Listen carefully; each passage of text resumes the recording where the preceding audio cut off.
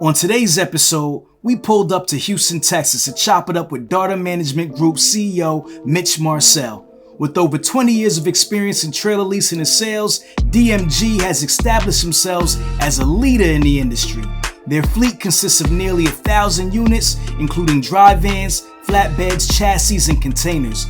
And with $22 million in revenue last year, they're on pace to be a $50 million business by the end of 2025. In this interview, Mitch breaks down his entire business model, how he got started with zero money, his biggest failures, and his plans for the future.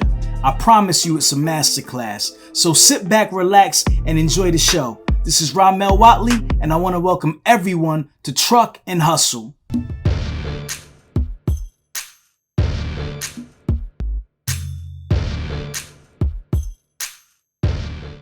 All right, Hustle fam, we are back with another amazing episode.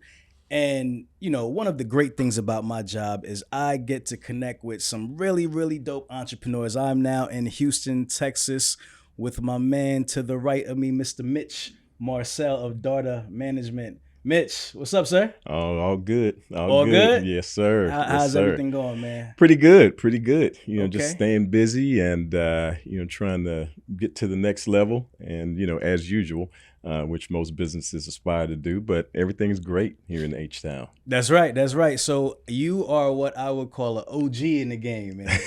You've been doing this for a minute. To put a little context around that, you are in trailer leasing. Yes. Right? Darda Management, absolutely. a trailer leasing company. Mm-hmm. You guys lease all types of equipment, right? And I'm sure you have other things that you do, but we'll kind of get into that. And we want to get into your story. You started in business when? Well, started in business in 1999. With a company.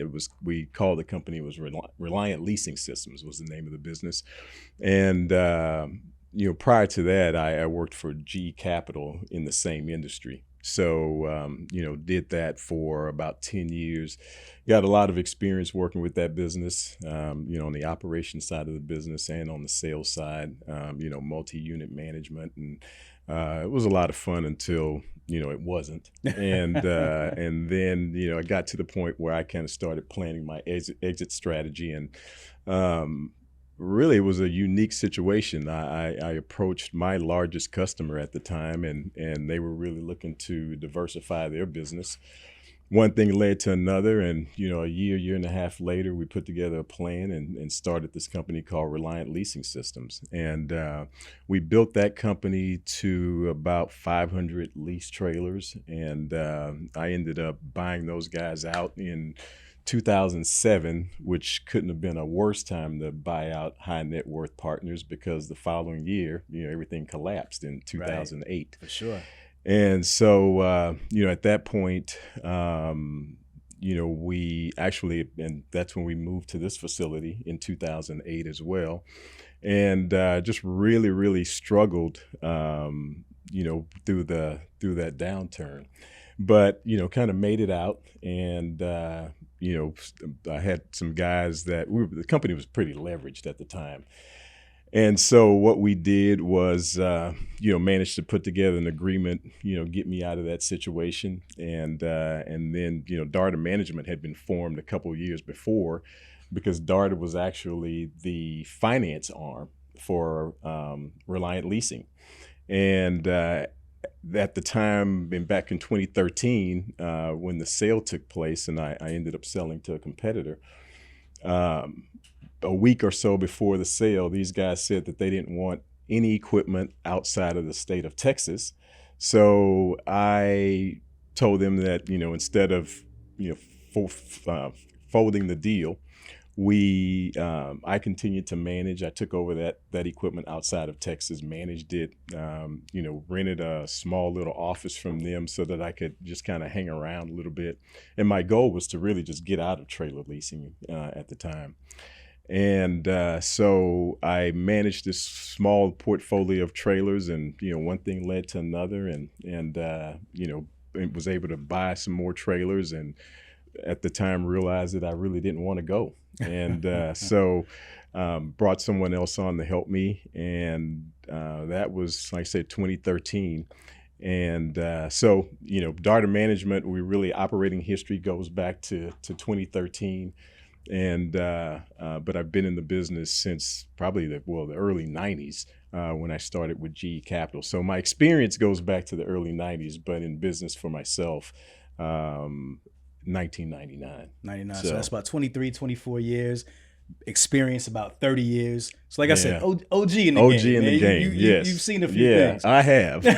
All right, so to say the least. Originally from Houston? No, Port Arthur, which is... Port Arthur? Yeah. Now, Port Arthur is a very small it is. city, right? Yeah. And it's an impoverished city as well, right? For the most part, yes. That's what I've heard about. I've never been there. It really was a booming city. When I lived there back I grew up there rather, and I left there in the mid to late 80s. But it's a not necessarily impoverished, but there's a lot of oil and gas companies there. Okay. And unfortunately, the equity in that town is not what we would all like to see as it should be more than what it is, right? Much more based on what's going on there, the industry that's there. Much more. Okay. Yeah. And the demographics has changed tremendously. It's more of it's an African American city now than it's ever been before. The leadership of the city, actually the mayor of the town is a fraternity brother of mine. He's doing a good job down there, but they're working towards some pretty good things down there, and hopefully they can get the city back on top where it was back in the 80s. So it's going to be a lot of work. There's some progress happening. Progress, yeah. And so I grew up there. And like I said, moved to Houston in the late 80s. So been here for a while as well. So I call Houston home. For how was it growing up in Port Arthur? It was great. Okay. I was really active in sports, football, basketball. There was a lot of athletes that came out of that area. It was a city that was really, really, really on the map. And, a city where you can kind of move around and do some things and not be afraid to have your kids, gone all day and not know where they are, them being in jeopardy of, being kidnapped or something. It just wasn't that kind of environment. So, and then during that time, just made tons of friends on every side of the city, and just really loved growing up there. I still, like going there. It's just not the same.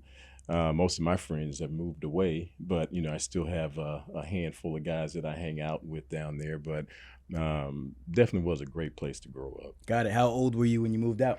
I was a senior in college, so I was about 22 years old when I left Port Arthur. And actually, as a freshman, I moved to Houston. Okay. And my first semester was at Texas Southern. Okay. And, like a lot of, folks that get away from home for the first time, it, did all the wrong things. Of course. And, was back home after a semester. That was a whirlwind, but, it was a very enlightening time because I did learn a lot, and a lot of things that I shouldn't have done that I did do. But right, you learn what not to do. Learn what not to do. Exactly. Yeah. So that was so I left there. So moved back to Port Arthur and attended Lamar University. And was there for three and a half years, and then moved to Houston. Had a job offer here that I felt like I couldn't refuse, and moved here, and hadn't really looked back since. What'd you study in college? Marketing. That was my major. Yeah. You got a degree in marketing? I actually left my senior year. Okay. And again, because of this job opportunity, and the goal was to eventually finish here at U of H or Texas Southern, and it just never happened. I was just head down, looking forward to, I really enjoyed what I was doing at the time. And just really enjoyed working in the business, and ultimately, my goal was to do it for myself. And once those opportunities became available, just never went back. So was that job opportunity G Capital? Or no, it was something else. Okay, yeah, so what was it? It was actually working with I'm trying to think of the name of the company that actually owned the 7-Eleven stores at that time, but it was an opportunity to manage multiple stores for them here in Houston. Okay. And so came down, and that's what led me to GE Capital, because I worked there for about 3 years. And one of the stores that I was managing, there was a manager that was out. I was there one day, and was just in the back doing a shift change, counting money, and then someone kicked in the back door. Oh, wow. And two guys actually kicked in the door, slammed me to the ground, put a gun to my neck. Oh, and man. I think I may have worked there another day or two after that. I can't blame you, man. That's crazy. But and it was just a freak deal that got me over to G Capital, because at the time the company was known as Transport International Pool, and G Capital had just bought the business, and I was just looking for another opportunity, and answered an ad. Ended up interviewing, got the job, knew nothing about transportation, had management experience, and that was primarily the reason why I was fortunate enough to get the work. And that's what sort of led me to this long career in transportation, or the supply side of transportation. I knew nothing. As a matter of fact, my first day on the job, they asked me to go out and gauge some tires on the trailer, and I gauged the tires on the truck. I thought it was all one deal. I didn't know. Right. And the guy comes out and like, "Hey man, what are you doing?" So, "You guys told me to gauge the tires. That's what I'm doing." Right. So from that to where we are today, and a lot in between. But yeah, for sure. So you were managing multiple 7-Elevens, right? And that was that happened to be one of your stores, right? And then that situation happened, which is crazy. But Insane. thank God you made it out of that. Oh, absolutely. But it propelled you into another situation. For sure. All right, so you start with, is it G Capital or GE Capital? GE Capital. GE Capital. Okay. So you start with them, like you said, no real experience. Now, you said entrepreneurship earlier was kind of in the cards for you. Yes. So why did you want to become an entrepreneur, and what did you want to do? Like, what was your business plan? What was your goal? Well, I really had no plan. It was sort of like one of those deals where at one point, I wouldn't necessarily call myself a serial entrepreneur, but I had multiple businesses. My brother, he was always in construction. And so, I went into a little kind of quasi construction business with him. This is while you're working. Mm-hmm. Okay. Yes, on yes, the side. on the side, absolutely, yes. Okay. And then I also had this company where we were sort of like a data-driven company. We did surveys and that kind of thing for middle market type companies, and that sort of, because it was just me, it sort of fizzled out, and I really didn't know what I was doing at the time. Had more business that I could handle. Just really wasn't ready to really manage that business. And then ultimately sort of got back into the construction side of things, started another company which still exists. And we actually started out after the major hurricanes that they had here. Okay. And I got into just mold abatement. And so that was very lucrative, while the insurance companies were paying good money to do that. And, they don't anymore. Yeah. There's no money in that business, so not now. much. Yeah. Oh, yeah, for sure. So, once that all dissipated, I just really stayed in the business and just started kind of buying and selling real estate and residential properties for the most part, multifamily type properties, and still doing that to this day. But, and that's kind of blossomed into a full-time endeavor as well, in addition to, Darda's always going to be the baby.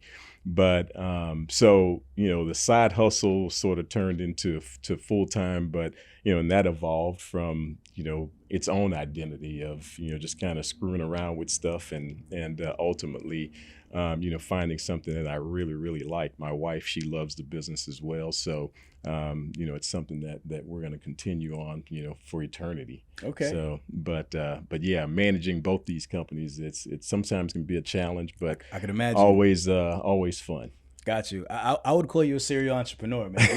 You sound like you got a couple flakes in there, man. Yeah, there's a few you flakes. got some things going Yeah. on. All right, so cool. So we get to GE Capital. You said you're there for how long? Almost 10 years. 10 years. And your role there is what? Just for Yeah, clarity? so I started out there in operations. And what do they do? So GE Capital does exactly what we do, Okay. minus trailer sales. Got it. Or they did what we do, minus trailer sales. So it was primarily a leasing company when I was there. 90% of our revenues came from trailer rentals, trailer leases. The other 10% came from trailer sales, which were sort of like offshoots from equipment that we no longer needed. There was an old chassis division as well that they actually rolled into the branch that I was managing on the east side of Houston. And so we were selling off a lot of that old equipment, and that gave me an opportunity to kind of get some insight on the sales side of the business. But our business again was strictly focused on leases and rentals. So I started out on the operations side, managing the equipment, managing tires, parts inventory, those type things, which was paramount. My goal was to be in sales, but there was not an opening at the time, and I needed a job, so I took the operations job. And in retrospect, that's the best thing that could have ever happened, because it gave me a ground floor opportunity to touch every phase of the business. Right. And so I did that for about 6 months before in a manager trainee role, operations manager trainee role. And then the sales rep position came open, and I took that job and started doing some outside sales. Back then it was a lot different. There was I remember getting a fax machine back then, and that was like really the big thing. Right. Now I don't Like even you were think balling people if you had a fax machine. balling. A real balling. Right. And we were still using like these computers that really didn't interface with the corporate office. So we would, every day you would compile all your work and put it in an envelope and mail it to the corporate office in Pennsylvania. And at the time, I think this GE Capital probably had 30, 40 locations. So, I mean, can you imagine being a corporate office? Right. I'm sure it was just highly staffed with people just, pushing paper. So, there was no real technology back then. So, everything was manual, spreadsheet driven, and, managing a territory, managing customers, budgets, all those things were just, it was for the most part a manual process. Again, in retrospect, all coming up from, or going through those experiences and coming from that environment, I think it's really helped me to, really understand the basics of this business and, how things work and why. But so, stayed in that sales role for maybe a couple years, and then an office came open in West Houston, which no longer exists. That company doesn't exist anymore, but it was a small branch, 200 trailer facility maybe. Okay. And so I took over that role as the branch manager there, sales manager, and ran that branch for a couple of years. And then the Eastside branch became open, which was one of the larger facilities in the country. And took that branch, did that for a couple of years, and had become pretty good friends with it was a gentleman that was being fast tracked through the organization, and he and I had become pretty good friends, and he became a regional manager and then ultimately the president of that company. And right before I left, they had started this national account management program, and they really wanted me to take that position, but I was in the process of putting together my exit strategy with this customer of mine, and just kept like delaying the process. And then one day he came to me and he was like, I've got guys from all over the country begging me to take this job, and I can't even get you to call me back. And I was like, look, I mean, you and I are friends. This is what's going on, and I'll be leaving in a couple weeks. Right. So that that tenure that I spent, or time that I spent with that company, was very, very helpful. And it laid the foundation for, everything else that came after that. Got it. So you start to spin up Reliant, right? Yes. Reliant Leasing. Mm-hmm. So what gave you the courage to think you could do it on your own? The partners that I had were great individuals. They were great business guys. How many partners? It was 3 partners. So it was 4 guys. They stretched me. They just, and by stretching me, I mean, like, initially I had 2 kids at the time. I didn't have a bunch of money. I didn't have any money really, not saved up. And they were like, hey, this is what this is going to look like. We're going to put up the money. We're going to get all the lines, but we need you to come up with X number of dollars. And I was like, where am I going to get that? Right. So, I managed to squeeze out everything that I had and put it in that company. And so, knowing that was the basis for, my income at the time, I really felt like I had no choice. I knew I had 10 years experience doing it from a sales management and operations perspective, but there were a lot of things that I think at that point I didn't know how much I didn't know, if that makes any sense. Yeah. And that's back office type stuff, financing, all of the accounting, all the things that were handled by our corporate office at GE.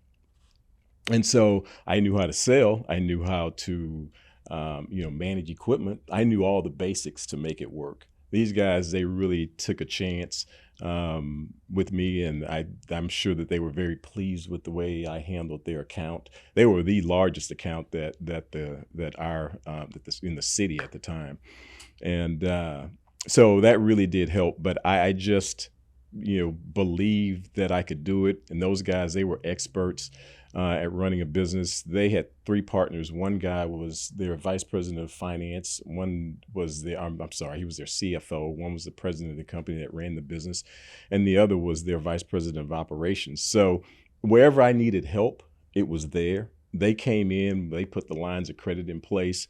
So really all I had to do was just get out there and run and, bring, top line sales to the business. And that's what I did. And it was a very interesting run, because we went from, I remember the first day there, we had file cabinets with no files in them. And, within a couple of months, we could fill up a half of a drawer, with files. And, and at that point, you really feel like you're doing something. You look out on the yard and you see, 5-6 trailers. And, you look in your file cabinet and you see that you've got, 40 trailers on lease. It all starts to, give you confidence. And so, after that, we worked to, and when I say we, again, I was the front line, they were the support system, and they were a hell of a support system. And so we were able to secure a line with the manufacturer where we were able to buy equipment at wholesale prices, and that was with Hyundai. And we did a lot with them over the last probably 4 years or so with Hyundai and with Lufkin Trailers, who's no longer in business. They were based out of Lufkin, Texas. We bought quite a bit of trailers from those guys as well. And so, again, we built our fleet up to 400 or 500 trailers, and most of that was lease equipment and rental equipment. So we weren't really doing any trailer sales at that time. Again, maybe a little offshoot here or there, 1 or 2 trailers. But for the most part, we were a true leasing company. So, again, that run lasted for, a little bit over 10 years. And, and then from there, rolled into to Darda. All right, guys, listen, before we continue the show, I gotta give a shout out to our sponsor and our partner, OTR Solutions, formerly OTR Capital. But listen, guys, OTR is much, much more than just a factoring company. They provide so many solutions to help the small carrier not only get into business, but to stay in business and maintain, right? So you guys have to partner with them and check them out. Don't take my advice for it. Talk to their clients, right? Talk to their clients. Find out what the people are saying. Everybody will tell you the same thing. So make sure you give OTR Solutions a call at 470-900-3338 or click the link in the bio below. Make sure you check them out and tell them Truck and Hustle sent you.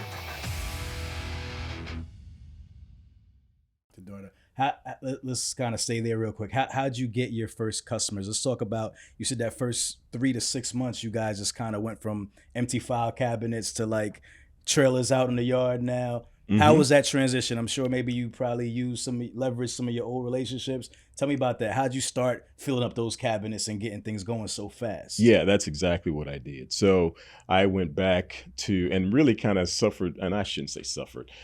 There were some consequences to that, but nothing that was major, especially being in Texas, being a right to work state. I was,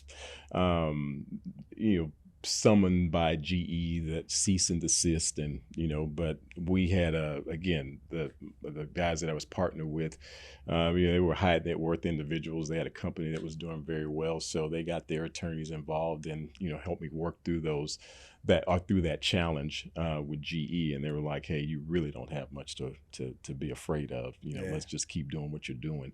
So I continued to go back and take market share from my old company, and a lot of, one of the things I guess that for me is like when I talk to our sales manager here, Dante. He's just a very personable individual, and I just tell him that there's no substitute for relationships, and so that's why it's so important to understand the customer's business, because if you've got the relationship and you understand the business, then in all likelihood you are primary within that organization, and so and you're certainly a respected vendor if nothing else. But so I actually I actually just started to, again, court a lot of those customers, and slowly but surely they started coming on board with us. Yeah. And that was a great feeling. And then at that point, we started to do some national advertising, and we started to get some customers from other parts of the country, and customers that were based in other parts of the country where decisions were made in those other parts of the country for their Houston offices. And so, through a combination of, marketing and outside sales, there was no COVID, so you could cold call all day. And, I did a lot of that. And eventually got to the point where, we were able to get a salesperson, and then that person, and it was actually a salesperson from GE Capital that we hired. Okay. So, excuse me. Yes. So that person came on board and started to help and, bring in drive revenue. And so, that was a great feeling as well. And so again, then we started to expand our product line. So we went from dry vans and flatbeds to dry vans and a small fleet of intermodal chassis. We actually did a third-party agreement with the company out of Kansas City. They were a manufacturer, and we were able to get them to park intermodal chassis on our yard, and we did a revenue split from that deal. We charged them for in and out fees, and then we split the revenue. So we didn't have the debt on our books, but we were able to generate the sales and revenues from that. So that was a great relationship as well. That lasted for quite a while. So but yeah, ultimately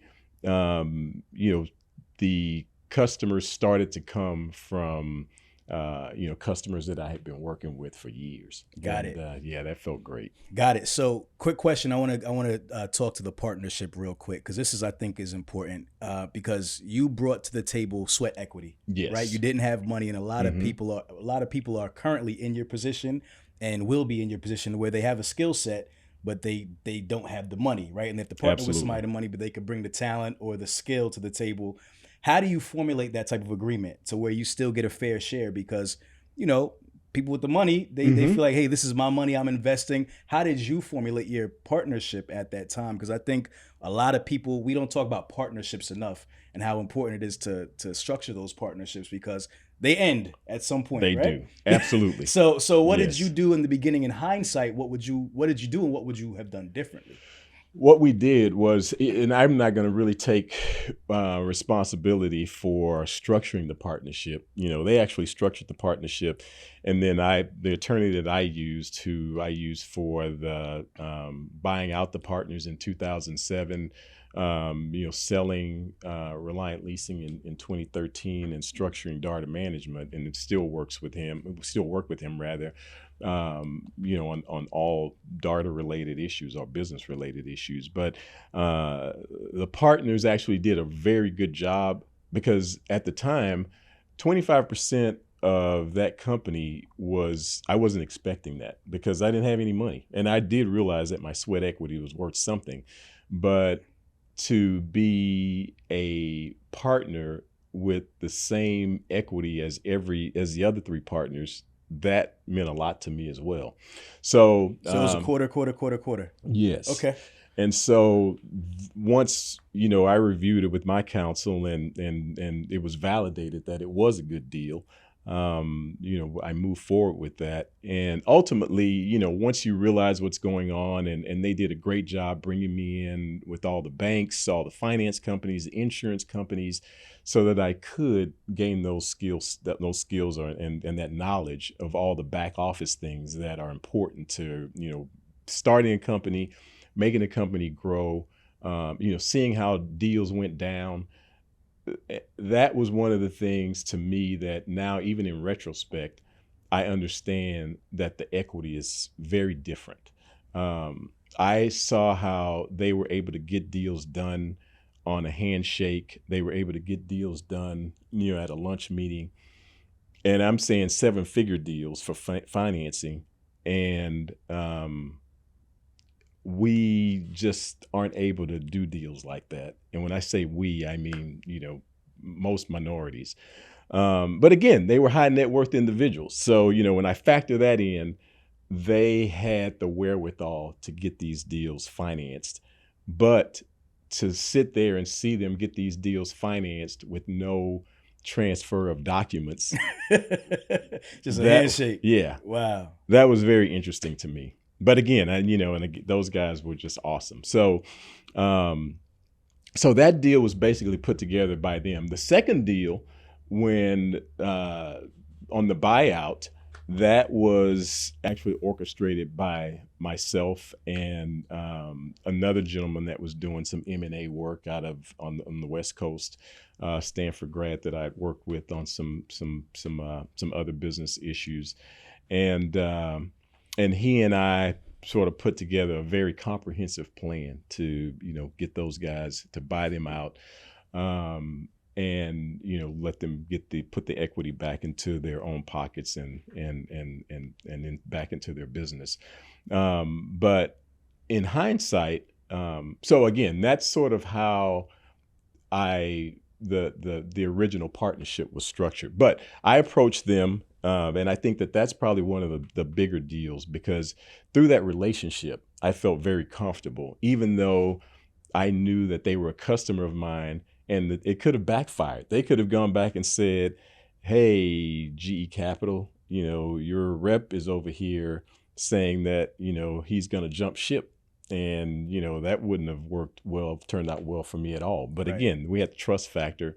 I've been working with these guys for quite a long time, and I felt very comfortable discussing my exit strategy with them and discussing the opportunity to partner with them. And again, after several meetings, you know, and putting together a solid business plan, they were ready to move forward. So I say that part of structuring the agreement, or the partnership agreement, structuring the plan that actually, you know, makes the partnership agreement go, is just as important as well. So in retrospect, I don't think that I would have changed anything. Maybe I would have garnered more knowledge on, structures, partnership structures. But I mean, again, I just feel like I've been blessed. I had great counsel.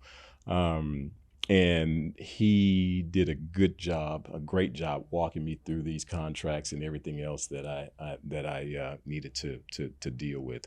So there wouldn't be a whole lot. You're good. Okay. Yeah. So there wouldn't be a whole lot that I would really change about that. So, Got you. So at what point in the business did you start thinking buyout, or did they bring buyout to you? How did that whole thing kind of happen? And what was the size of the business at that time? So the buyout piece was more me than them. I think that maybe it was mutual. They weren't looking to be in this thing forever. They were in a trucking company, very successful trucking company, trucking and intermodal company. And the more you do, when especially me being on the front line, the more I want it. And by that I mean rather that,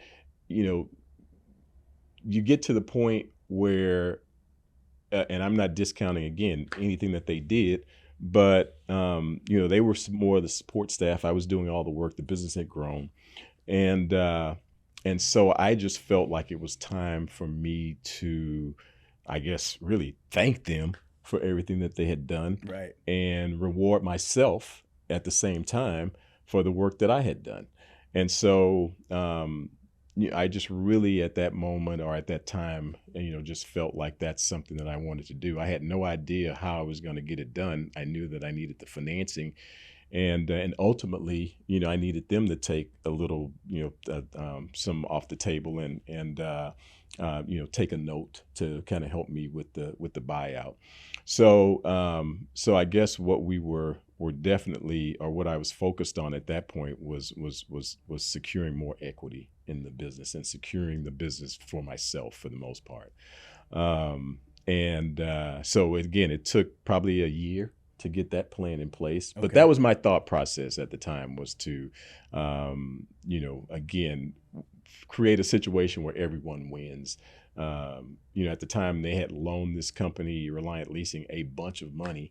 And so again, I felt like that was an opportunity where they could, get their money back and then some, and then also, again, reward myself. Got that. What does that look like? What type when you're structuring a buyout? Like, what type of multiples are you looking at when you kind of structure that deal? Like, you just kind of seek counsel, like just to give somebody an idea what that would look like if you want to propose that to someone. So in this case, since it was more of an internal buyout, and I think the partners were less concerned with the multiple at the time, I think the business was generating about maybe $6 million a year, something like that. Okay. And the EBITDA was, I guess, probably, if I can remember correctly, maybe somewhere around 500K, somewhere in that neighborhood. So, maybe about 10%. So when we structured the buyout, rather, it was more of the buyout was structured more around satisfying all the debt across the board with all the lenders and the partners, and then doing a valuation on the equipment. So because it was actually, I guess I bought the entire, kit and caboodle from those guys. It wasn't just an asset purchase rather.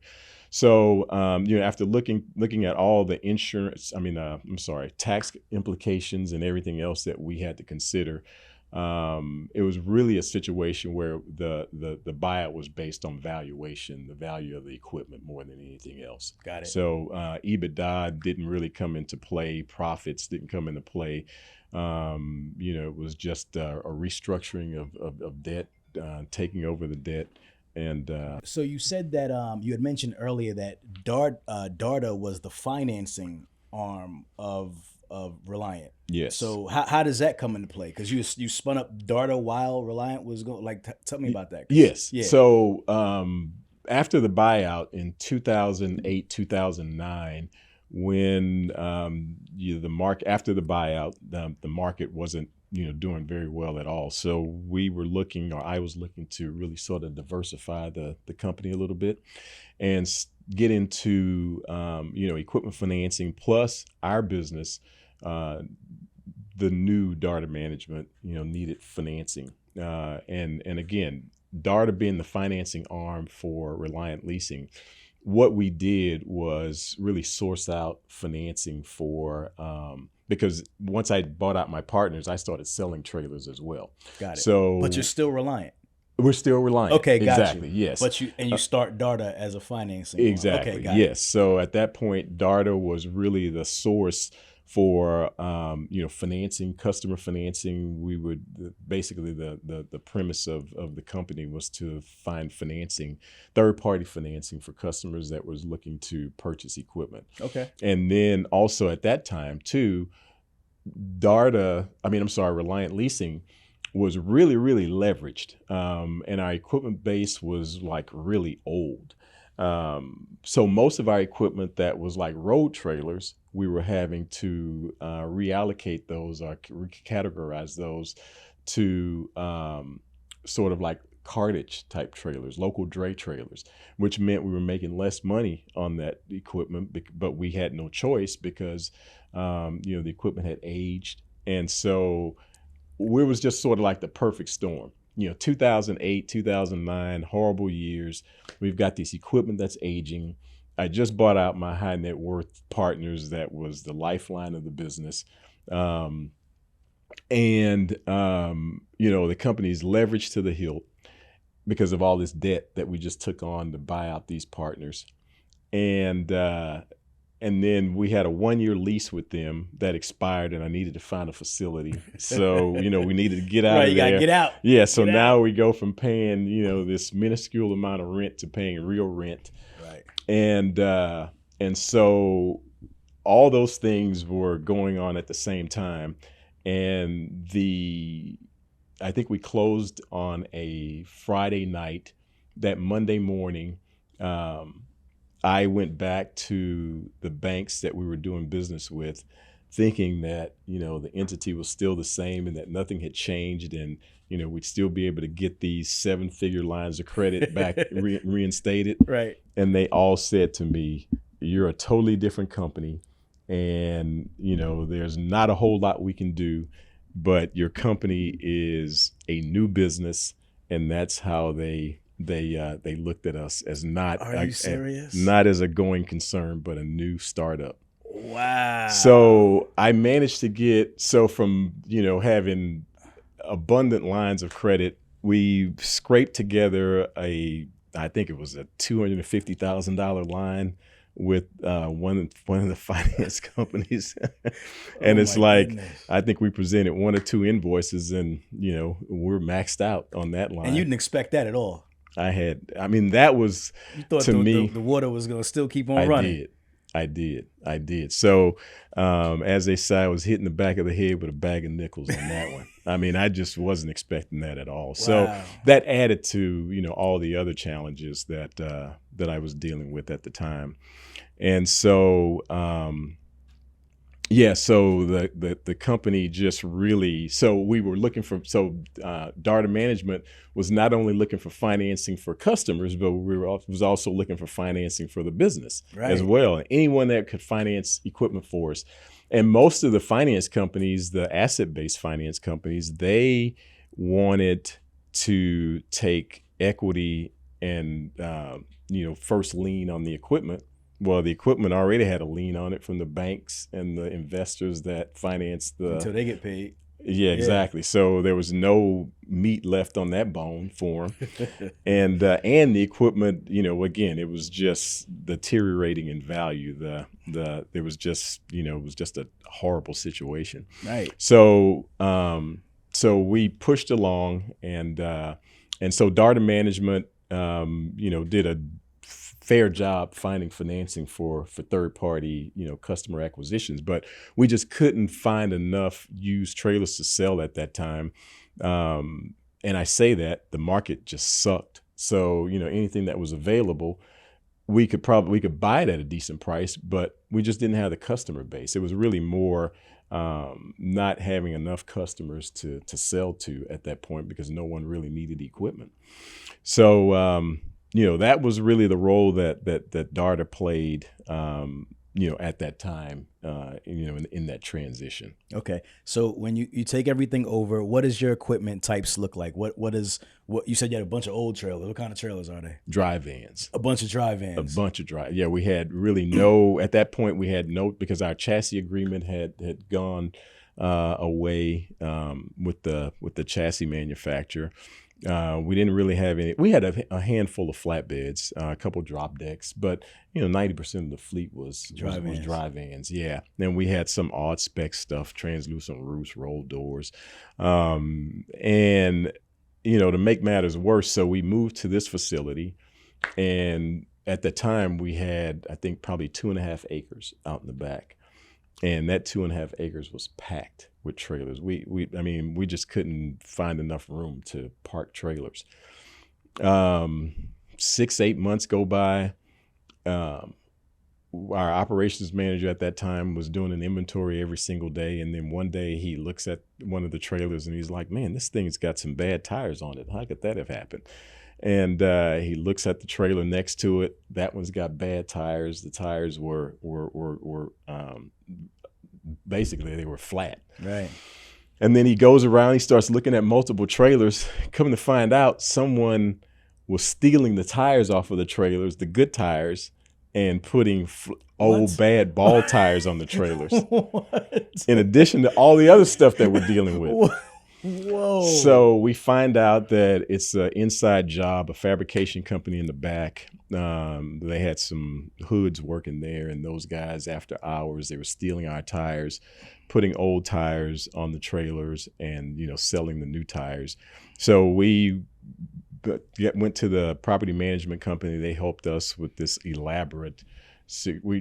They gave us some security equipment that just wasn't working. Those guys continued to steal tires, even though we've got a controlled access system here, and it's lighted, and we've never had any issues other than that. Right. Well, they stepped it up. They bought us rented us a real elaborate system. And one night I was leaving here, and I just saw flashlights going in the back, and we came out the front gate. The police had already been notified by the system, and they called me, and they asked me or verified what was going on. I told them that, yeah, somebody's out there. And the cavalry came. They came with helicopters, dogs. It was a show.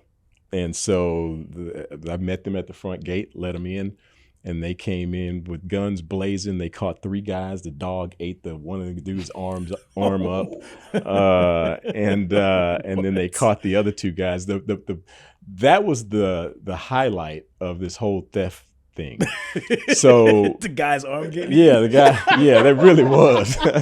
So hey, yeah, man, still losing on. No doubt, losing on. Hammurabi's code of laws, eye for an eye. Yes, exactly. So those guys, they ended up getting tossed in jail.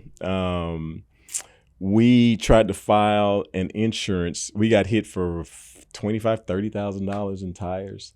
Tried to file an insurance claim, and our deductible was, I think we had a $2,000 deductible per trailer. Right. The average for the trailers, average cost for the tires on the trailers that were stolen came in around $1,800. So we couldn't even file an insurance claim. Oh my goodness. So wasn't able to get any money. And then these guys, when they went to jail, they were prosecuted. One was deported, and one dude had to pay restitution. And we ended up getting a check. They told us we were going to get paid. I went down to the county, picked up the check. It was $500.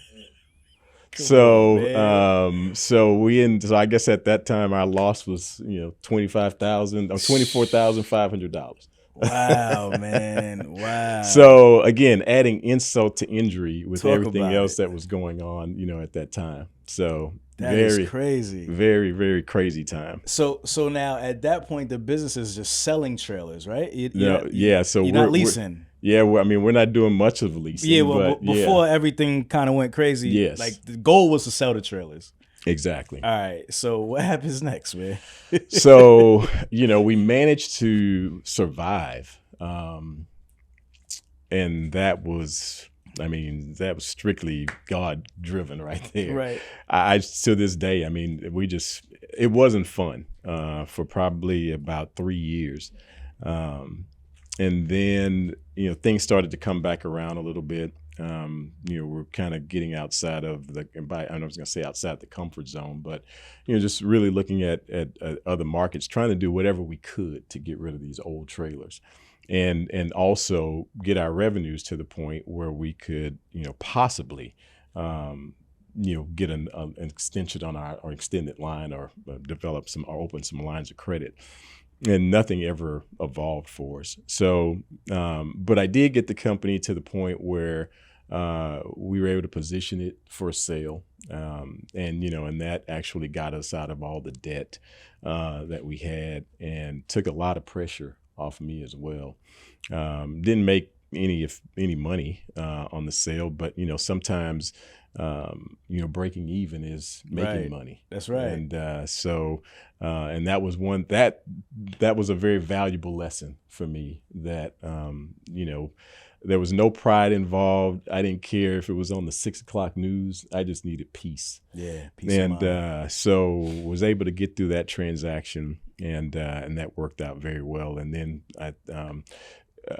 before the transaction closed, a week prior to the transaction closing, the buyers stated that they didn't want any trailers outside of the state of Texas. And we had a lease.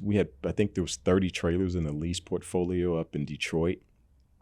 And so I told them, I was like, instead of prolonging the deal, let's just pull these trailers out. I'll keep those and manage them myself.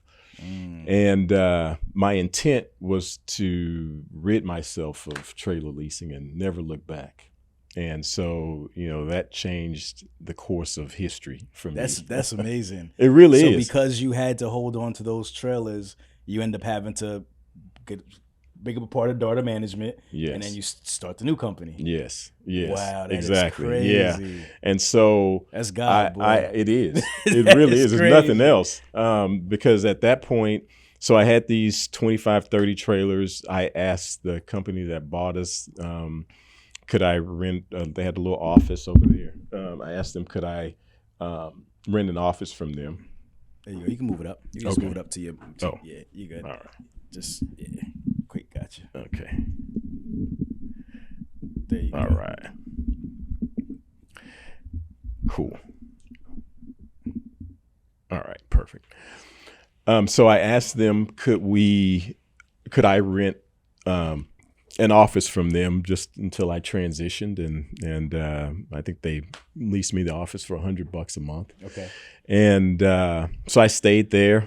It was at that time 2-3 hours a day to do what I needed to do, with the fleet. And I really don't remember what I did with the rest of my time, at least in the infancy stages, because I was just really trying to figure it out. And so once I did figure it out, it was like, okay, this is cool. We'll see if I can add a few more trailers. Well, and at that time, it's really weird how things turn full circle. GE Capital started to liquidate their company, TIP. So, and at the time, I guess they had changed the name to GE Capital TIP. And so they were selling off or spinning off that business. And one of the guys from that company asked me if we wanted to buy some equipment. And I was like, sure I do. I don't have any money. And so he was like, okay, well, this is what we have for sale. I'll send you the sales sheets, and you let me know if there's anything you can take down. Right. So I went to 2 of my high net worth buddies and got them to loan me some money. And initially I approached them as like an equity deal. That's a funny story too. But they were like, nah, we like you, Mitch, but we don't trust you. So, I mean, they didn't say it, but their actions said it. Right, they were right, like, right. okay, we'll loan you this money, but we're not going to take equity in this company. And so I was like, okay, cool, whatever you want to do. Right. And so, at that point, I got the money from them, and then we started to, build a fleet, and ultimately, we're able to buy enough trailers and sell enough trailers to raise, or to grow our working capital. And then, at that point, I was able to pay the guys off once we sold off. We've done some lease portfolios that, in order to generate cash, I just sold off the portfolios. And so, because we needed the money. And so I ended up paying those guys off. And I just, to this day, I don't think I'll ever forget the comment that was made by one of the guys. And he was like, hey, by my calculations, this company is worth X. And since, it was my idea originally to do an equity agreement, I feel like I should be compensated as an equity partner. And I laughed, and I put his check on the table. I was like, you must be crazy. It's just amazing that someone would even say that. Right. So in any event, so needless to say, I've never done any transactions with that individual since then. Yeah. But again, another situation, I wouldn't call it a partnership, but it started out one way, and it didn't end the way I really was hoping that it would, but it gave us the capital that we needed to, take the business to the next level, to grow the business, to, build working capital, all those little intangibles that, ultimately led to where we are today. A lot of this stuff just wasn't on the grid. It wasn't planned. Yeah. We planned for it, but we didn't plan for it to happen the way it actually did. For sure. And I think that, when we talked earlier about, entrepreneurship and serial entrepreneurship, or entrepreneurs rather, it's never a dull day. No 2 days are the same. It's some days are very rewarding, and some days are not so rewarding at all. That's right. But it's just, for me, I think the excitement of knowing that today's definitely not going to look like tomorrow, and tomorrow's not going to look like today. So all those things that happen, that help us to build the framework of Darda Management, even those incidents, again, not planned, and some of them not so comfortable, help build the business to what it is today. For sure, man. You got to be crafty, man. Got to be crafty, man. Yeah, no doubt.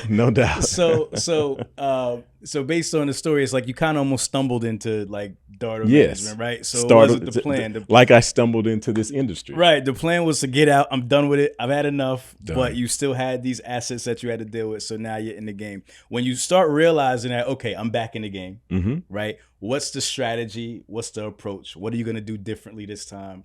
What did you learn from a Reliant? Like, tell us about that. So the strategy at that point was just to build a company that was stable. And so after this sale, we had a 5-year non-compete. So we couldn't lease or rent any trailers in this market. So again, another stepping stone, another blessing that didn't appear to be a blessing at the time. At that point, we were totally focused. In addition to the trailers that we had up north, we were able to sell trailers here, buy and sell some trailers. From some of those real estate proceeds that I was talking about earlier, and from some of the other businesses that I was involved in. Yep. I just took all the cash that I had, and I just sort of dumped it into this business. And so we were able to buy some equipment. And then we could only sell. So, it was a very transactional business at the time. But we were building up, working capital, and, $1,000, $2,000 at a time. But, we're just trying to, get the volume up. And so, we sort of, the goal at the time, it was just me. So my goal was to really sort of add some staff and, some support people to really kind of help me out to grow the business. That part took a lot longer than I anticipated, because, we still had costs, even though it was just me. The cost of buying trailers, the cost of moving trailers, the cost of repairing trailers, the cost of marketing, just the overall, SG&A cost. All those things came into play. And, I wasn't able to build up the capital as quickly as I thought I could, but the capital was growing.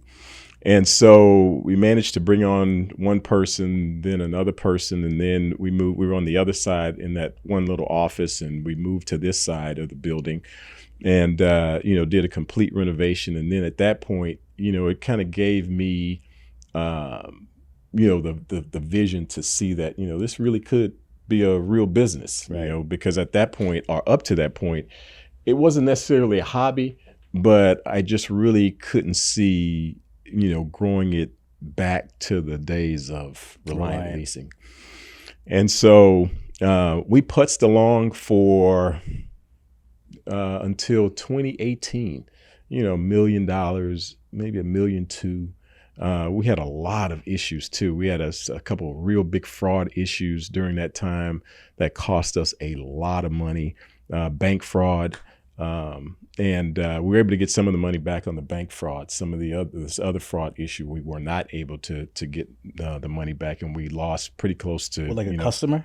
Yes. Doing brake fraud? Mm-hmm. Yeah, wow. Credit card fraud. Credit card fraud. Yeah, paying for the trailers. Yes. Okay. And then fraudulent cards. Right. And then they, get the trailers, and then all the credit cards come back as stolen. Oh, wow. And, when that did happen, we lost about $80,000-$90,000. And it, at the time, who's got $80,000-$90,000 at any time? Right. Okay, how much money you got? Who's got $80,000 to lose? Exactly.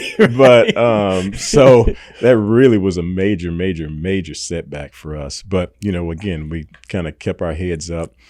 And like I said, we're putzing along at $1 million, $1.2 million every single year, just enough to kind of get by. And then 2020 comes along, and 2019 we did okay, but COVID comes. And, we were definitely a benefactor from COVID, unlike, a lot of other business, but we're definitely not the only business that, benefited from that. Logistics, transportation, the industry was a benefactor for COVID. And so we started, and then at that point, our non-compete fell off. There you go. That expired. 5 years. So now we can lease trailers, we can rent trailers, we can sell trailers, we can do whatever time the hell to get we busy. want to do. It's time to get busy. So again, we still don't have a bunch of money, and I was like, man, we just can't continue like this, because we were bankable, but we weren't, a company that you could lend real money to. And we didn't have a bunch of assets because we were selling trailers. Our business was transactional. So we started buying some trailers. We, incorporated those we brought those trailers down from up north. And then I did another loan to the company. I'd actually paid myself back some of that money, but I actually was just like, okay, in order to grow this business, we're going to have to be all in. Right. So I did everything that I could do and dumped some more money in the business. And that's when we started to roll. And we were able to buy a big group of used trailers that we were selling. And that was significant in a couple different ways. It was our first real big transaction where we could buy a large tranche of used trailers. And that's when the market just really started to head in the vertical direction. In this group of trailers that we purchased, every single trailer that we sold for a different price, because we were raising the price of trailers just about every day, supply and demand. And so we did very well on that group of trailers. And then that sort of gave us additional working capital. And then we were able to go out and buy another group. And then we were taking this working capital and buying, 2 or 3 trailers here to put into the lease fleet, 2 or 3 trailers there and put in the lease fleet. And so we started to build the fleet, and then we sort of diversified. We had a customer, a chemical customer, a large chemical customer, who through relationships, they called us up and they needed to lease a few containers. Those few containers has now turned into 50 containers. So we went out, we were going to buy these containers. And then once we looked at the business model, it's like, well, this is not that great for us, because now we're going to have to, figure out how we're going to store these trailers. We're going to have to get a forklift to lift the trailers. We're going to have to get a land dog to move the trailers. We're going to have to get a person to run the trucks back and forth. I didn't want to have anything to do with people or more people, and didn't want to have anything to do with anything that has a motor on it. That's why we don't deal with reefers to this day. We'll sell them, but we won't lease them. Gotcha.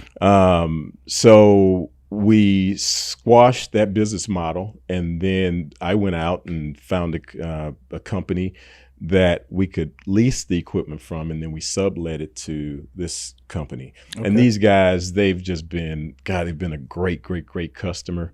This vendor has been a great vendor. And everything just worked out very well for us on that deal. And they've, extended that contract to a long-term contract. It's been 3 years now, and they extended for another year. So we had that contract that was helping us with, cash flow.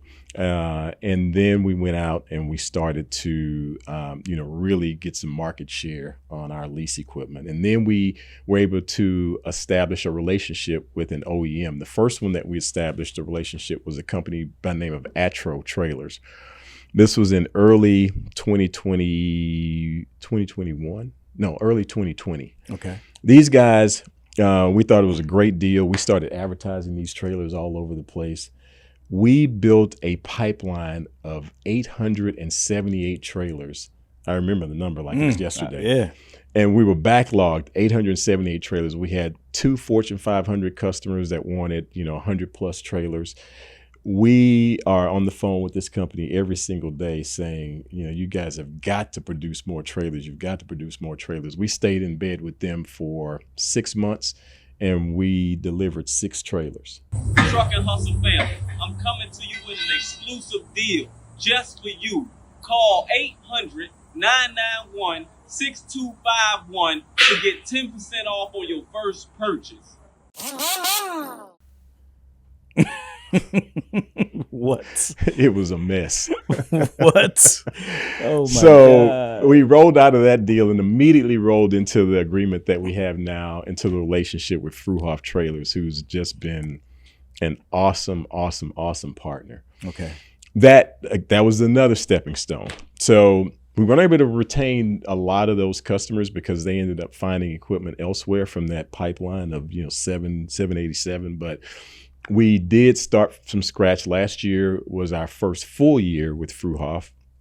In 2021, we sold 150 trailers or so. Last year, we sold pretty close to 300 trailers. This year, we'll sell about pretty close to 400 trailers, Fruhoff trailers, in addition to all the used trailers. Then we plan on buying about 150 used trailers. So, that'll put us over 500 sold trailers this year. And and then in addition to that, we're adding 100 chassis, 40-foot gooseneck, lightweight, and standard and ultra lightweight chassis to our lease fleet. So, and then we'll probably sell about 80 to 100 of those chassis, a combination of those 3 types of chassis. Now, we just took a sizable order for some 2040 extendable triaxle chassis. We just placed that order last week. So, being in Houston, we feel like that's going to be a great opportunity for us to grow our intermodal business and to grow our local dray business as well. So, we went from, just trying to figure it all out, dumping money into the business, and then really being able to turn the corner. So, we went from, like I said, putzing around $1 million to going to, 4 million, I think in 2021, in 2021, 4 million last year, close to 15 million this year. We'll do right at about 20 to 22 million in the next year. The goal by 2025 is to be up to that $50 million mark with, a $5 million EBITDA. And at that point, we're on the radar for real investors to dump real money into the business. And because that's sort of like their minimum threshold when they're looking at, valuing companies and where they're going to, put their cash. So, our plan is really kind of right now more long-term in scope. And when I say long-term in scope, we're looking at, a 36-month plan. And, at that point, we'll kind of see what comes from there. But, that's sort of the Darda management story to this point. Yeah. So this year is really going to be, an exciting year. We've just been, business sort of pulled back just a little bit in the fourth quarter. And so far in the first quarter, freight rates are starting to stabilize a little bit. Yeah. And we're starting to see the effects of that on our business. But it just kind of gave us, and I don't advocate, pulling back business to pause and catch your breath by any stretch of the imagination. But that's what it did. It gave us a chance to kind of sit back and, catch our breath and really put together, a solid plan for this year and for next year. But yeah, that's kind of the plan to this point. I love it. All right. So a few business questions, a business of trailer leasing and sales, right? Mm-hmm. So what is your process for buying trailers? One, where do you get them? Two, and how do you distinguish what's going to be for sale, what's going to be for lease? So our plan, so what we do is we source trailers. We actually figure out what we're going to do on the new trailer side, and we put that budget together and those numbers together for new trailers, and we send that over to Fruhoff on an annual basis. And their production last year wasn't able to really keep. Everybody needed trailers last year, so they were maxed out, and they told us exactly how many we could get, which was probably a couple hundred fewer than what we requested. So we source all of our new trailers from Fruhoff. We'll do some more, new dry vans and new chassis. We'll do some one-off type purchases from other dealers every now and then if they have equipment that we need that's outside of what Fruhoff can manufacture. But 99.9% of our new trailers come from Fruhoff. Our used trailers, they normally come from brokers that we've been working with forever, and most of those are guys that I worked with at my G Capital days who are still in the business, and they're sourcing trailers. We also buy from other dealers, which we normally don't do that much of because, they're priced a lot higher.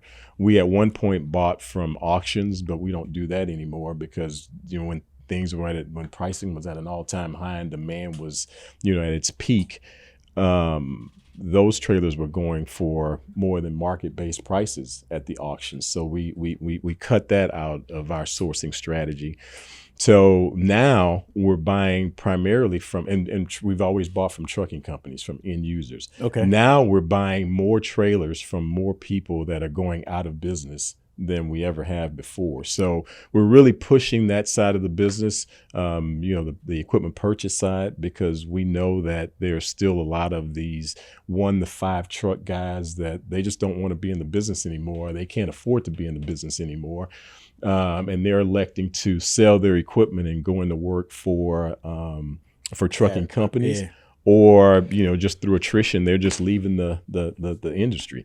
And so we've done this year. We've bought, I guess I should say, since December, we've probably bought 50 to 60% of our used trailers from guys that are getting out of the business. Wow. And that works very well for us too, and for the customer, because we can pay them immediately. We go and inspect the equipment wherever it is. If it's not in Houston or the Houston area, we'll find a partner. We have partners that we've dealt with all over the country through our relationships through the National Trailer Dealer Association. We use this app that we've made great relationships through Truck Down, where we use miscellaneous vendors, and normally we keep those relationships going, because there's always going to be a need in those areas. So we get those guys to inspect equipment for us. And then at that point, they send us back pictures and specs on the equipment and assessment. And then, we negotiate the price. And at that point, our logistics guys, they actually move the equipment down from wherever they are down into Houston.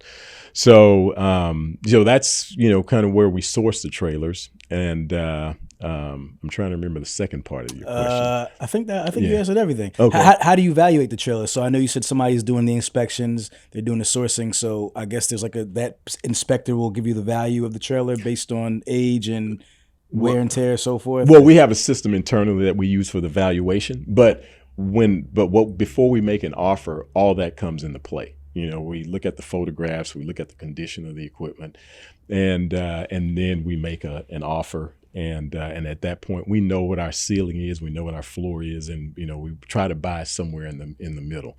But our strategy for equipment acquisition, we are actually looking at this year. The bulk of the trailers that we're going to buy are still going to be drive-ins. But now that we've added this intermodal chassis line, we are looking at. I actually just did a 5-city port tour over the last couple of weeks, and we're really going to be expanding our business into some of the Gulf port areas, New Orleans, Mobile, Alabama, Jacksonville, Florida, and then up the Atlantic into Savannah, Georgia, and Charleston, South Carolina. So, those are, especially that, Charleston and Savannah those are very, very vibrant, markets in addition to Houston. There's just so much business here that, we're going to be very strategic about how we enter into those other markets. We're going to do it, it's not going to really be, with personnel, it's just going to really be asset based. And we'll have equipment there through third-party agreements. But those are the areas where we see major growth for our business. So right now, the strategy is really to bring and build our lease business, our rental business, primarily our long-term lease business, because the majority of these chassis and the new drive-ins that we bring on board, they're going to be going on 36 to 60-month leases, which helps us to build the equity in our business. And, again, in that 5-year plan, we're actually matching up the financing with the lease term. So by the time we get that equipment back, it's paid off. And from that point forward, it's just all cash flow. And all of our leases, are net maintenance leases. So, we want to build a lease fleet, get it up to pretty close to about 1,000 trailers, and then just continue to sell, 500 to 800 trailers a year. And that gives us a very, very, very solid business. Got it. Are the lease trailers all brand new? Are they newer trailers, or what's like the range on age for them? Yeah, so all of the chassis are brand new. And Okay. I say all of them. A customer of ours sold us a pretty sizable group of chassis that are lightweight chassis, 2018, 2019 models. So, 2-3 years old. The dry vans, we're not putting any new dry vans into our rental fleet. We're actually going to be focusing on our local dray business, and in those respective port cities, we feel that we can marry up the intermodal business to the local dray business, and sort of one complements the other. So those are going to be trailers that range from, it's like 10-year-old trailers for the most part, because here in the Houston market, we don't get much more for a brand new trailer than we get for a 10-year-old trailer. Gotcha. So it's like, why do we need to spend $60,000 to make a few pennies more than we would make on a trailer where we spend, $20,000. Right. So, that's the growth strategy for the lease fleet. And then on the used trailers, we're just, whatever we can sell, as far as the year range, we don't really want to buy anything older than, 2004. So because a lot of our customers are, local in scope or regional in scope. and a new trailer does them no more good again than a 10-year-old trailer. So, we just feel like that's the best bet for our buck right now. Got it. What are your typical margins on a used trailer sale? On a sale, we normally try to get anywhere from 8 to 10% on the spread on that equipment. The travesty in our business is that the government makes more money than we do on a trailer. They get an automatic at 12% right off the top. And we pay, and like most dealers, I guess, that sell new trailers, the FET numbers are just insane. But to cut those checks to the IRS every quarter, and you're seeing that, man, those checks are bigger than what we're cutting for ourselves. But yeah, so we're anywhere between 8 and 10%. Got it. Who is your ideal customer? So for us, our range, or at least as what we publish, is customers that are 1 to $100 million in sales. So what that actually transitions into for us is customers that are anywhere from 1 to 50, 60 trucks. And so when I answer that question, that's sort of what we really look for. The ideal customer is sort of like the 18 to 25 truck guy. That's more regional in scope. $2 to $3 million a year in revenue, and then running a solid fleet of dry vans and intermodal chassis. So that's the ideal customer, and I say ideal primarily because we have everything that we need to service that customer, and then second, those customers historically are a lot more seasoned, in how they run their business, and they really know. You can really ask those questions that make us feel like we're really a partner with those companies. And when I say those questions, I mean, like, why are you guys renting this equipment or leasing this equipment? What are you actually using it for? And then we can come in there and with somewhat of a consultative approach and say, hey, how's the depreciation going to affect your business if you lease versus buy? What's your maintenance budget going to look like, in a lease versus buy situation? How's your capital conservation going to look like, if you're going to lease this equipment or buy? So an analysis of all those tangible things make more sense to companies in that fleet range or revenue range than they do for a guy that's running, 1 or 2 trucks. And that's been a great business for us. We're just trying to figure out how we can be more of a benefit from a business perspective with the 1 or 2 truck guy. They need a trailer, but they need a trailer because they've got to go and haul some freight, and this is their business. This is basically their lifeline. This is how they pay their bills for their business and their personal lives. Not like our businesses don't do that, but without that truck or 2 trucks, they're just not going to be able to achieve those objectives in their lives. Right. And so those guys are like humping all day long. They're not like analyzing their books. And I'm not all of them. I'm not trying to categorize them all in the group. I get it. I'm just saying that, it's a different animal, not unlike a company that's doing, 50 million in revenues versus a company that's doing 500 million in revenues. It's a different ball game. Right. So, but we are working diligently, even though that's been our bread and butter.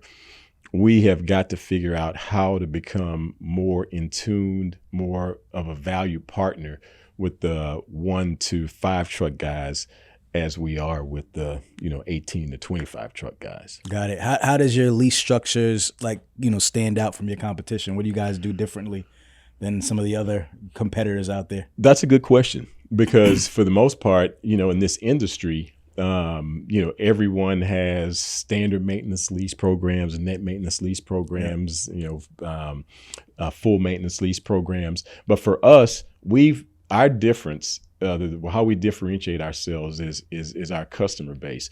We deal with a lot of customers that traditionally can't go out and get lease equipment from other companies, from the top 2 or 3 leasing companies. But over the years, we've sort of figured out how to do that and mitigate our losses. When we first started this, we were getting our butts kicked. And, it really sort of tarnished my idea of what doing business with small businesses look like. But I was pointing the finger at them and not at myself, because I was blaming the customers for things that we allowed them to do. We allowed them to pay us in 60 days, and then they don't have any money to when it rolls to 90 to right. Get caught up, because they're growing, they're trying to manage their business as well, and they now they just can't come up with 3 months of payments. And the trailer leasing guys are always going to be unfortunately the last guy if the guy is on his last couple bucks. Sure. He's got insurance he's got to pay. He's got to pay his truck note, because without a truck there is no trailer. That's right. And without any insurance there is no customer. And so he's got a fuel bill to pay. All those things. So the trailer guys at the end of the line. But because of, again, one of those things that we sort of fell into, because we were getting our butts kicked, we figured out how to, mitigate those losses and how to better manage those customers. So those things have really, so now we're able to, to really differentiate ourselves from our competitors. And we don't try to be everything to everybody. We know what our niche is, and we don't really, that's not true. We deviate from that, but those customers that's outside of that, that these large companies, we've done that before. And what it turned out to be was the tail wagging the dog. They tell you how many trailers they're going to take, at what rate, when they're going to pick them up. If you don't pick them up if you don't have them off lease by this date, they stop paying you. And saying that you do business with Fortune 500 companies sounds good, but if it's not putting money to the bottom line, it's like, why do it? Right. So, so we've differentiated ourselves, and we've been very, very proud of the fact that, the majority of, at least 50 to 55% of our customers are minority-owned companies. And 33% of our companies are these, 1 to 5 truck guys. But, the lion's share are, guys in that 18 to 25 truck range. But that's, again, where we feel like we're the differentiator. Do you compete on price or value? Value. Yeah, not really price at all.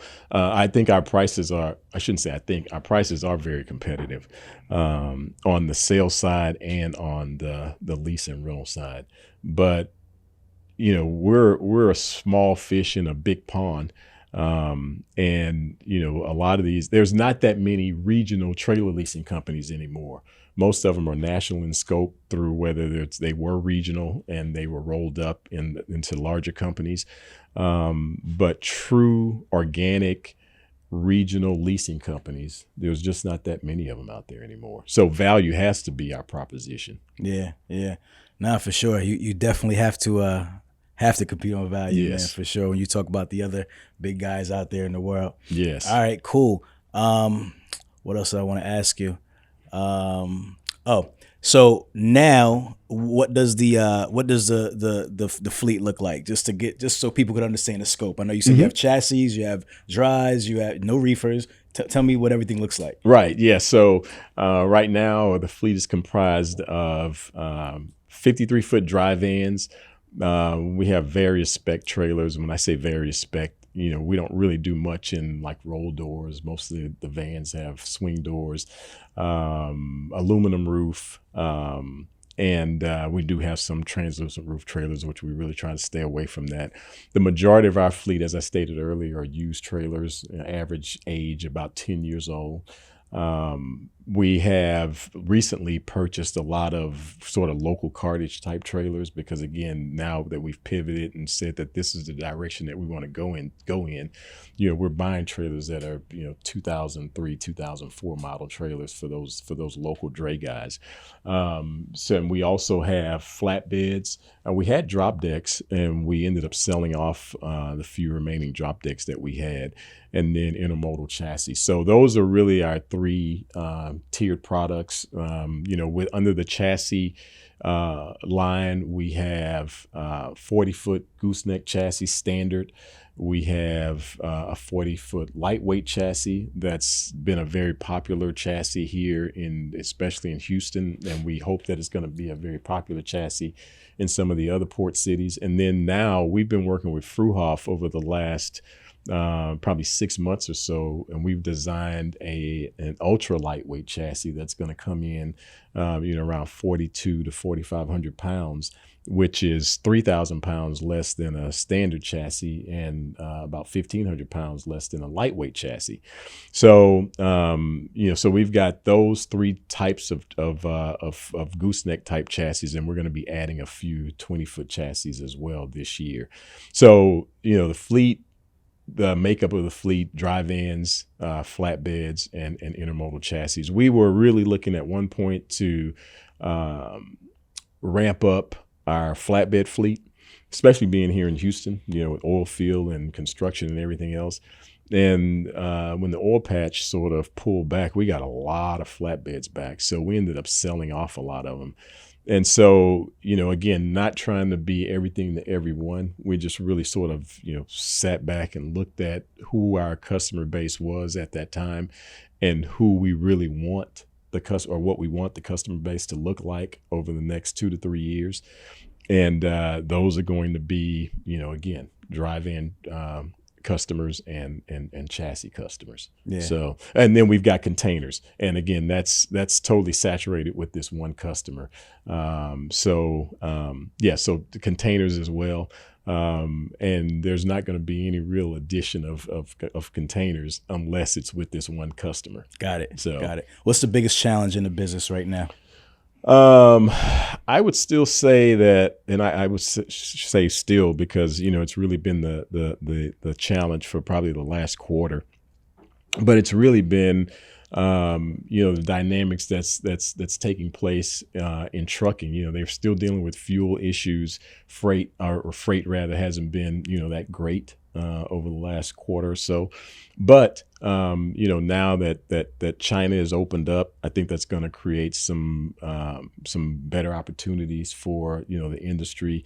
Things are starting to open up a little bit. We're seeing that orders are starting to go on the uptick. Manufacturers are seeing steady sales of trucks and trailers. So, but to answer that question, I still think that we are still going to have to deal with some of those issues that are directly related to trucking before we can see our industry just really open up. So for us, again, the intermodal business, that's why we felt like that was a good segue to really get into, to sort of avert some of those challenges. And not saying that they don't have their own issues on the intermodal side, but I think that right now that's sort of the biggest challenge for us. We've finally been able to, we've gone debt free since day one, basically with Darda Management. Wow. And we finally gotten to that point now where we just can't grow organically anymore. So we've gone out and we've managed to secure some substantial lines of credit. And I think that's also going to help us, when you talk about issues, it's going to help us to kind of overcome, some of those production or supply, as they've been related to over the last couple of years, supply chain issues, by allowing us to, have the capital in place to be able to purchase the equipment when it's readily available. And so, that's been an issue. over the years. But I think that now we can finally maybe not totally remove financing as an issue, but it's still there, but just not as prevalent. It's not at the top of the list anymore. Got it. 100% minority owned in the trailer leasing space. Do you know anybody else of your size? There's a company in Florida that we had a customer down there in Tampa that I was spending some time with a couple of years ago, and I never had a chance to meet the dealer, but they were selling trucks and trailers down there.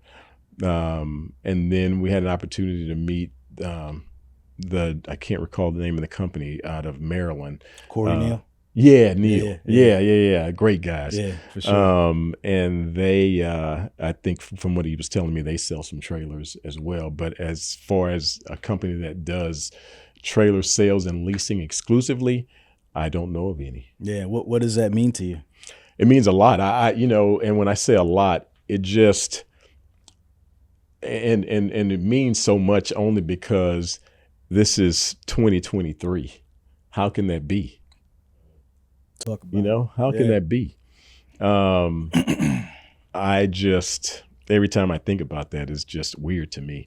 But, we're a member of the National Trailer Dealer Association, which is an organization for trailer dealers around the country. And the organization is approaching 1,000 members. And I don't know if we're the only minority member, but we're definitely the only African-American member of this organization. And so there's still a lot of challenges. I sometimes I feel that I really want to take on a larger role in regards to bringing awareness to, African Americans in our space.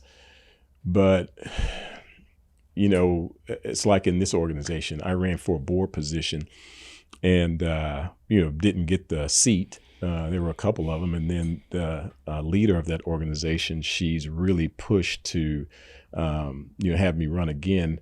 And, I think about it and it's sort of like the oil and gas industry in Houston. There's a lot of minorities in oil and gas, but you're not going to see that many of them that's, owning wells and, really making oil and gas. Oil and gas, people in oil and gas make a lot of money, right? But I'm saying like real money. Right, it's relative, right? Yeah. There's money and then there's money. And there's money. Yes. And so, transportation is kind of the same thing. There's a lot of minority-owned trucking companies, which is great compared to where we were when I first started in this business.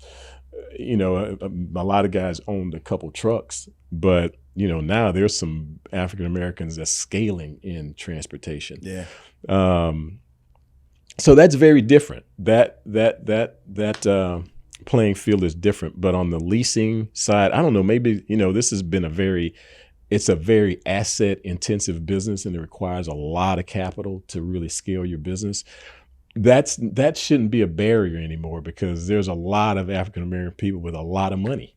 That's right. So, so again, that makes it even more mind boggling to me. So I like the fact that, we're able to create some change in companies, smaller companies where, we can make a difference and we can provide them with the equipment that they need to grow their business.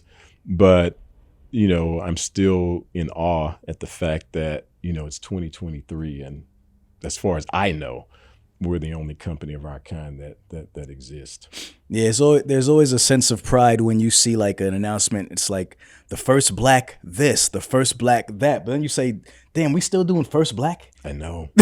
We're still doing first black in 2023? 2023. Like you see these announcements, oh, she's the first black member of this or the first black person to buy this.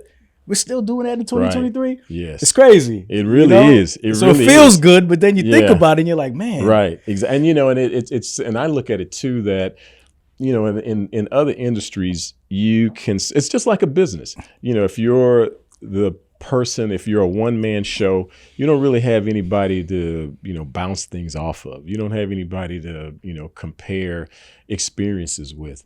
There's no sounding board. Right. And in this industry, it's basically, I have a lot of friends in this business that are great guys, but none of them have the same experiences that I do, not even remotely close. Right. The guys with the successful dealerships, I know those guys work hard, man. They work real hard, but our experiences are totally different. I can't sit down with them at dinner and talk about my experience with them. Right. They'll be like, okay, yeah, that's cool. Hey, that's great that you have weathered those storms, but it's different. It's just different. Yeah. So I unfortunately just have not had an opportunity to really sit down with, guys in my space or anyone else in my space that, that could be a sounding board. Yeah. You work with family, right? Yeah. I noticed a lot of the emails. I see the last name, Marcel. So how is it working with family in the business, man?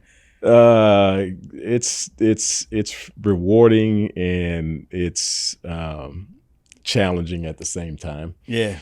Again, my daughter, she owns a PR company. She actually, heads up our social media. We onboarded with her mid last year. I love She's that. done a phenomenal Onboarded job with for your us. daughter. Yeah. Doesn't that feel good, though? It does. It really does. It's not like I gave my daughter. Yeah, Nah, you right. onboarded with Yeah, her. You exactly. officially she's a vendor, right? She's a vendor. Yes, exactly. That's dope. I love that. And she's made a difference in this business. Her business is geared towards hospitality. She understood the fact that we really needed a company like hers to help us in the transportation space, and she was. What's real the name hesitant. of her company? Shout her out. The Frankie Collective. The Frankie Collective. Yeah. Okay. Yeah. Make sure y'all check out the Frankie Collective. Yeah. Yep. Yeah. She's done a great job. She's got a couple of James Beard Award nominees in her clientele. She's got some great people, man, and a lot of the folks we've known for years, but these companies have really excelled and they've done great. Yeah. And so she understood the fact that there wasn't really anyone that we could turn to in our space to, help us out the way we needed to be helped out. So she took a couple months. She was pretty apprehensive initially, and she took a couple months to study the industry. Just asked me to send her as much stuff as she could possibly absorb. And she came back and she said, okay, I'll do it. And I don't think she did it because I was her father, and I'm sure that probably held some weight. Right. But I think she just looked at it as, hey, this may be an opportunity for me to, expand my business. So I'm going to go for it. And she's done a great job for us. My nephew, he's done a great job as well. He has just really made a difference in the business. And he's been here for a couple of years. He was here once before, and his mindset just wasn't right. But sit him down for a little bit. Yeah, come back sat around. down for a little bit. Yeah, he went and experienced a few other things. Yeah. And when he came back, man, he was really ready to go. Nice. My son, he's here as well, and he's helped us out on the operations side of the business. He's kind of worked in every facet of the business. So, he's got some outside interest. At this point, not sure, where that's going to end up. But, we kind of, I wouldn't say take it day by day, but, we know that, I guess we understand each other. Yeah. If he wants to stay, he's got a house to play in for a while. There you go. If he As doesn't, he should. Yeah, absolutely. And if he doesn't, I wish him very well. And if he already knows that I'll support him any way I can in any other endeavor. Yeah. So, but yeah, it's been very, very rewarding, I say too. I've heard a lot of horror stories with family. Oh yeah. And then we've been blessed too to just have, exceptional people. Trish has been around. She was the first person that, at least as far as our team that we have now, and she's a staple. And then Joseph, who we just brought on as our operations manager, he's really impacted the business. And then we have a gentleman, Tony Jackson, who works with us as a consultant. He and I have been best friends for years. He was a vice president of procurement for one of the major oil and gas companies, and we traveled the world together. I served as like a transportation ambassador for him when he was with his other company, and then from there he learned a lot about our business, and he retired early last year, I think it was, and I asked him, or we had a long conversation, and came to the conclusion that we felt like he would benefit our business, and he's here probably 15-20 hours a week. And he helps us out with all of our special projects. So we've built a very solid team that I'm very, very proud of. But the family dynamic, it's an interesting one. Nah, I could imagine, man. I could definitely imagine. All right, man. Well, I think we've covered it. I think we've covered a lot of basis. I think we got the story. Have a very good understanding of what you've built. And I think what's really important is that this did not happen overnight, right? Mm-hmm. Like a lot of us want instant gratification. Yes. We want the entrepreneurship bug is out there, but if you want to build something worth having, it takes time. It does. It does. And you've obviously paid your dues to get where you are at today, man. But congrats on all the success and everything that is to come, because like you said, this is your year. Like this is the breakout. Yeah, next couple of years are going to be big for Darda. For sure. And we're actually, we talked about it a little earlier. We should be moving out of our facility and into a new facility that's going to help us to solidify our agreement with Fruhoff, where we'll have we'll have full service capabilities. We'll have full parts capabilities in addition to trailer sales. We've just reinvested a lot of money back into the business. Right now, with the way our yard is set up, we don't have the ability to have a full service shop. So what we've done is we've gone out to our vendors and we have built a business plan around a service business. And so we're actually going to get into the service business before we actually have the shop. So by the second quarter, we will be open for business on our mobile service side of the business. Nice. And we've just invested a lot of money and time into the business. We're actually looking to have a more data-driven business this year and in the future. We just received. We're putting tracking devices on all of our equipment to help capture more data, to help us to better manage our fleet. Joseph's starting to get all those installed now. So every trailer that we have will have GPS on them. Every chassis, every piece of equipment will have GPS services. And we recently just signed a deal with a software company. RMI is the name of the company. And we actually went full time into this in July. I think was our first full month into this new operating system. So Tony's working on the deal.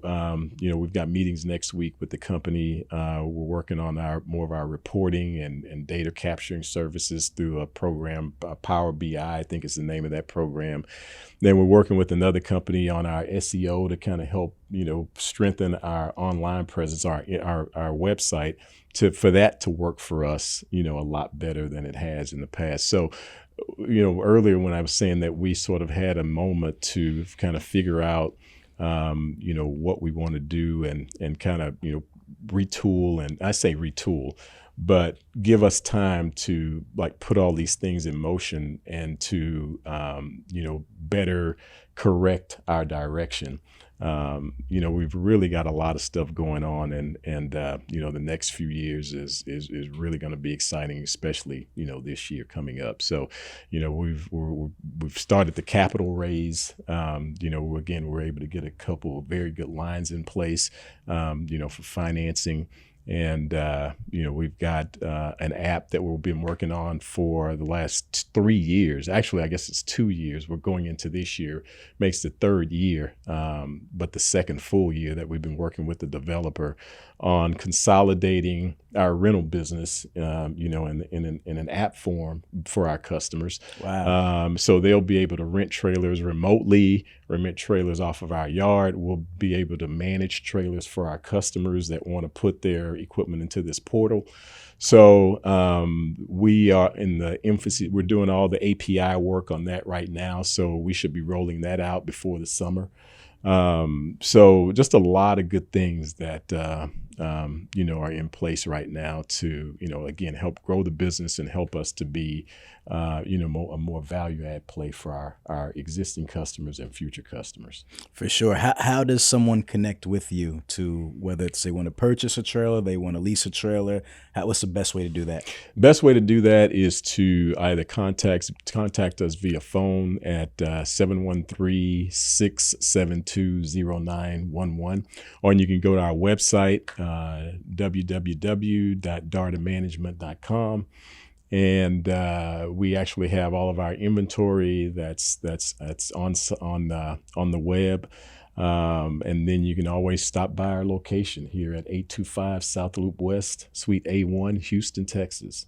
So those are the best ways to contact us. For sure, for sure. And we have actually there's a drop yard that we have over in Laredo, Texas, where all of the equipment crosses, and we store it there. So that's just another option for us or another yard, I guess, that we use for in South Texas, where we have inventory staged. So all of our South Texas customers, they don't have to come up to Houston; they can just pick up trailers down in Laredo. So that's another option for customers. That's amazing, man. That's amazing. All right. So in true truck and hustle fashion, before we wrap, you have to give a final thought. The final thought is something spiritual, entrepreneurial, whatever you want to leave the audience with. And then we'll wrap up and get out of here, man. All right. Okay. So let's go with that final thought. All right. Listen, I'm ready. Let me take my notepad out.